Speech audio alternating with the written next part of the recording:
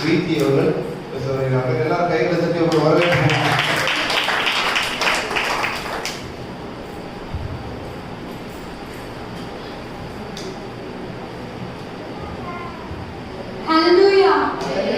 சந்தோஷமா இருக்கீங்களா? ஏன் சந்தோஷமா இருக்கீங்க? இன்னைக்கு ஏன் சந்தோஷமா இருக்கோம்? ஆண்டவர் மரிச்சதுனாலயா? மரிச்சதுனாலயா? இல்ல, மரிச்ச தேவன் வந்து உயிர் தெரிஞ்சிட்டார். யாரோட டெத் டேவும் யாரும் செலிப்ரேட் பண்ணல. ஆனா ஏசப்பாவோட டெத் டேவை நம்ம என்ன பண்றோம்? செலிப்ரேட் பண்றோம்.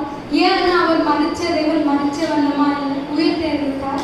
ஸோ இன்னைக்கு வந்து எனக்கு கொடுக்கப்பட்ட வார்த்தை என்னன்னா ஜான் 19:30, யோவான் 19:30.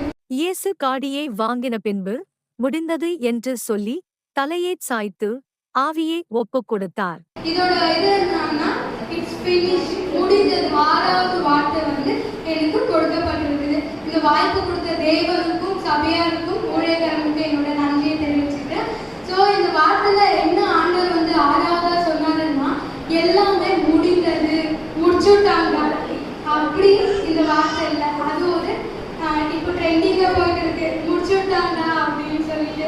ஸோ முடிச்சுட்டாங்க, அங்கே முடிச்சு விட்டாங்க இல்லது ஃபினிஷ் அப்படின்ற ஒரு வார்த்தை வந்துட்டு கிரீக்ல இருந்து டெட்டலஸ்டாய் அப்படின்ற ஒரு வார்த்தையிலிருந்து இது வந்திருக்கு. இது எதற்காக வந்து சொல்லப்பட்டிருக்குதுன்னா அந்த காலத்துல வந்து என்னன்னா கடன் கொடுத்தவங்க கடனை வந்து வாங்கி முடிச்சதுக்கு அப்புறமா இந்த கடன் வந்து கேட்கப்படாது, அதோட பலன் நீடிக்கும். பட் கடன் வந்து நீடிக்காது. அந்த கடன் முடிஞ்சதுன்ற இடத்துல வந்து என்ன பண்ணிட்டாங்கன்னா அந்த ஒரு ரெசிப்ட்ல வந்து சீல் போடுறவங்க. அந்த சீலுக்கு பெயர் தான் என்னதுன்னா டெட்டலஸ்டாயோட மூலப்பதம் கிரீக்ல இருக்குதான டெலியோன்ற வந்து இந்த வார்த்தை வந்து டெட்டலஸ்டாயோட மூலப்பதம் டெலியோ.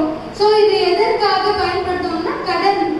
இன்னும் ஒரு ஈஸி வேல சொல்லணும்னா நம்ம இப்போ இஎம்ஐல வந்து பொருட்களை வாங்குறோம் சரியா, இன்ஸ்டால்மெண்ட்ல வாங்கும்போது அந்த இடத்துல வந்து நம்ம கட்டி முடிச்சதுக்கு அப்புறமா அந்த ஒரு ரெசிப்ட்ல என்ன எழுதுவாங்கன்னா டெட்டலஸ்டாய். கிரீக்க ஜனங்க அந்த காலத்துல வந்து டெட்டலஸ்டாய் முடிஞ்சது. அங்கே நம்ம எப்படி இன்ஸ்டால்மெண்ட்ல வாங்கின பொருளை யூஸ் பண்ணுவோமோ அதே மாதிரி அதோட பலன்களை நம்ம என்ன பண்ணுவோம், யூஸ் பண்ணுவோம். ஸோ யூஸ் பண்ணும்போது அது ஆண்டவர் வந்து நம்மளுக்காக என்ன பண்ணியிருக்காரு, என்ன முடிச்சிருக்காரு, என்ன நம்ம பலனை வந்து யூஸ் பண்ண போறோம், என்ன ஆண்டு நம்மளுக்காக கண்டினியூ பண்ணியிருக்காரு, அதெல்லாம் நம்ம இன்னைக்கு பார்க்க போறோம். ஃபர்ஸ்ட் பாயிண்ட் வந்து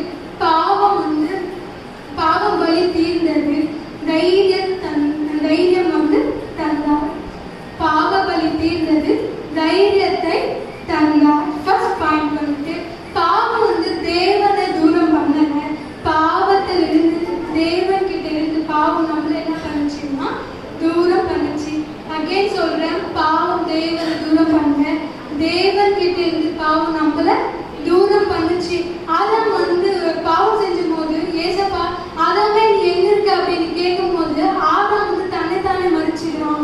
மரத்து இலையை சுத்திட்டு மரத்து பின்னாடி போய் மறைச்சுக்கிறான். அப்ப அவனுக்கு தெரியுமா பாவம், இதுக்கு முன்னாடி அவன் பாவம் பண்ண பழக்கம் இல்லை. ஆனா அவன் வந்து தன்னை வந்து மறைச்சுக்கிறான், பாவம் செஞ்சான். அப்போ ஆண்டவர் வந்து அவனை விட்டு விலகல.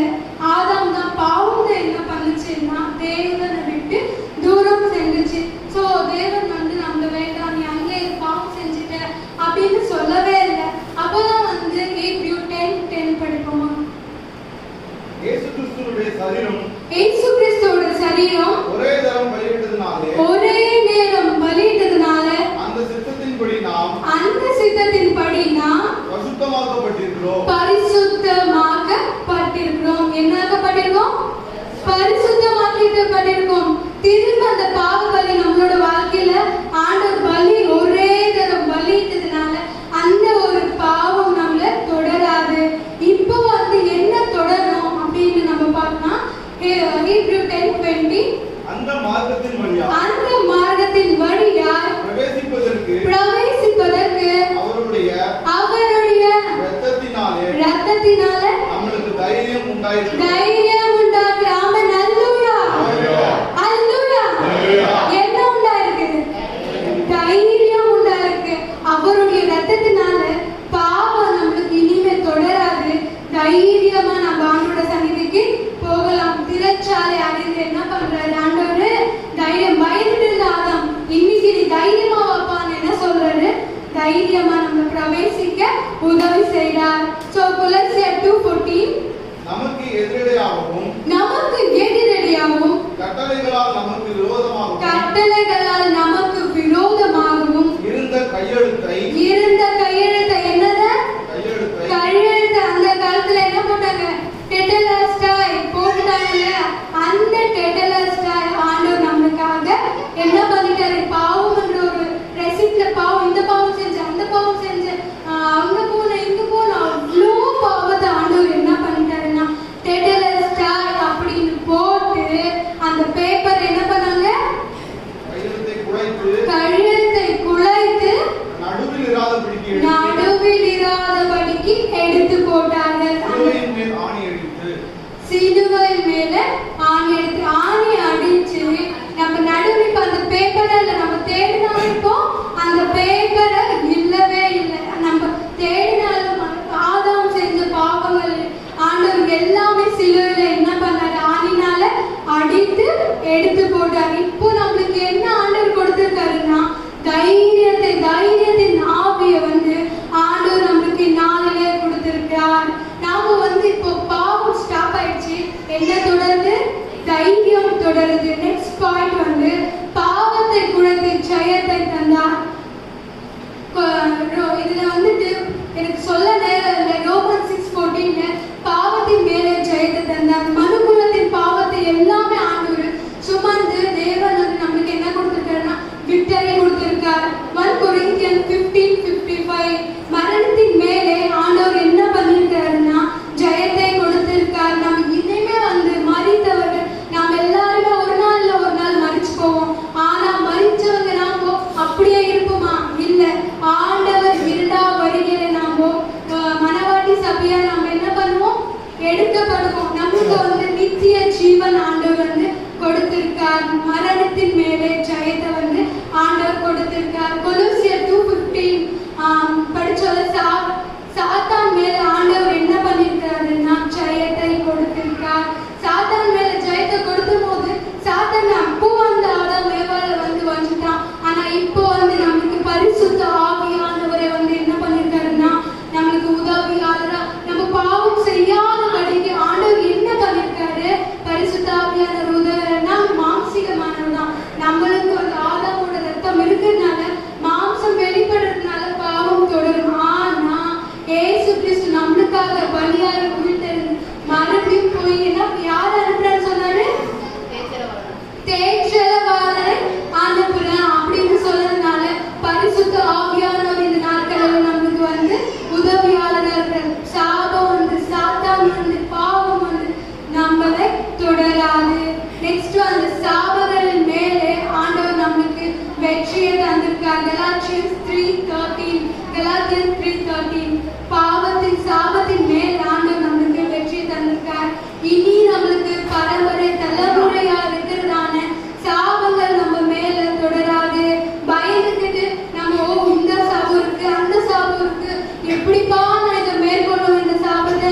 என் தாத்தா இப்படி பண்ணாரு, முத்தாத்தா இப்படி பண்ணாரு, நான் எப்படி இந்த சாபத்தை மேற்கொள்ளும்? ஆனோட சந்நிதிக்கு வரும்போது எல்லா சாபம் ஏசு நாமத்துல என்ன ஆகும்? முறியடிக்கும். ஏசுவே நம்மளோட சாபத்தை ஒற்றை அதான் மேலே என்ன பண்ணிட்டாருன்னா ஜெயத்தை தந்திருக்காரு. இவ்வளோ பண்ணிருக்கிற தேவன் நம்மளுக்கு ஜெயத்தை, சாபத்தின் மேல ஜெயம், பாவத்தின் மேல ஜெயம், பாவத்தை மீட்டார். மறுபடியும் தைரியமா ஒண்ணுக்குமே ஆகாது. நம்மள தைரியமானவர் என்ன பண்ணாரு? முன்னாடி பாப்பா நீ அப்படின்னு சொல்லி தைரியமா பிரவேசிக்க செய்தார். சோ இந்த நாட்கள்ல அவ்வளோ பல ஆண்டுக்கு நாம என்ன பண்ண போறோம்? படிப்போமா? சங்கீதம் 114 12 13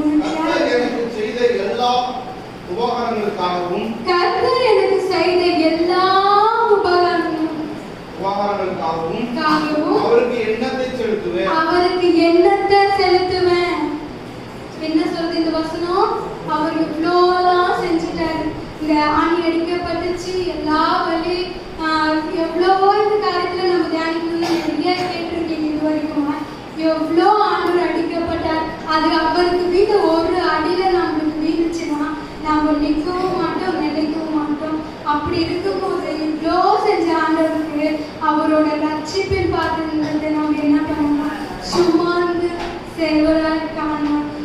மேத்யூ மத்தாயோ 19:20 சொல்லு. இந்த வார்த்தையில வந்து எப்படின்னா, சீஷர் போய் நீங்க புறப்பட்டு போய் சகல ஜனங்களை சீஷராகும் போய் விசுவாசி ஆக்குங்க, இல்ல சீஷரை ஆக்குங்க. நீங்க செய்த அதே காரியத்தை நீங்க பெற்றுட்டு அதே வந்து ரட்சிப்பை வந்து சகல ஜனங்களுக்கும் நீங்க போய் சொல்லுங்க அப்படின்னு சொல்லி இந்த வார்த்தையில அநேகமா போய் ஆண்டு சொல்றதான வார்த்தை சொல்லலாம். ஆனா நாம் போய் இந்த நாட்கள்ல வந்துட்டு அறுவடை வந்து மிகுதியா இருக்கு, வேலையாட்களோ குறைவா இருக்கு. நாம வந்து ஆண்டவருக்காக ஏதாவது செய்யலாம். ஆண்டவர் இவ்வளோ காரியங்களை நமக்காக முடிச்சிருக்காரு.